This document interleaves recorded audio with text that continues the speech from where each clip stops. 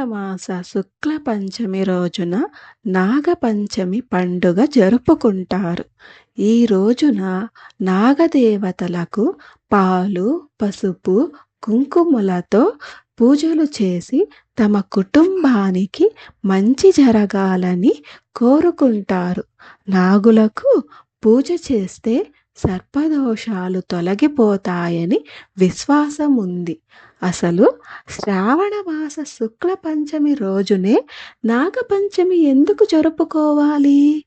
ఈ కథ ద్వారా తెలుసుకుందామా? కురువంశానికి చెందిన పరీక్షిత రాజు కుమారుడు జనమేజయుడు తక్షుడు అనే సర్పరాజు కాటుతో తన తండ్రి మరణించినందుకు ప్రతీకారం తీర్చుకోవడానికి సర్పసత్రం అని పిలువబడే సర్పయాగం నిర్వహిస్తాడు.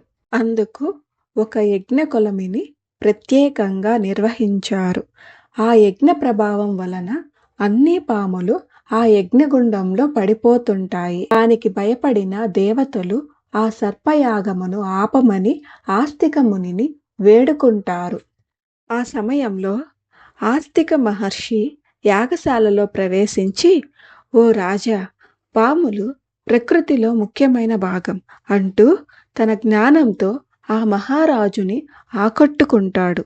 అందుకు ప్రసన్నుడై ఆ రాజు తమకు ఏం కావాలి అని అడగగా, ఆ ముని "ఈ సర్పయాగం ఆపండి" అని కోరగా, ఆ రాజు ఆ ముని కోరిక మేరకు ఆ యాగాన్ని ఆపుతాడు. అలా ఆస్తిక ముని చేత రక్షించబడిన రోజు శ్రావణ శుక్ల పంచమి కావడంతో ఆ రోజు నుంచి శ్రావణ శుక్ల పంచమి రోజున నాగపంచమిగా జరుపుకుంటారు.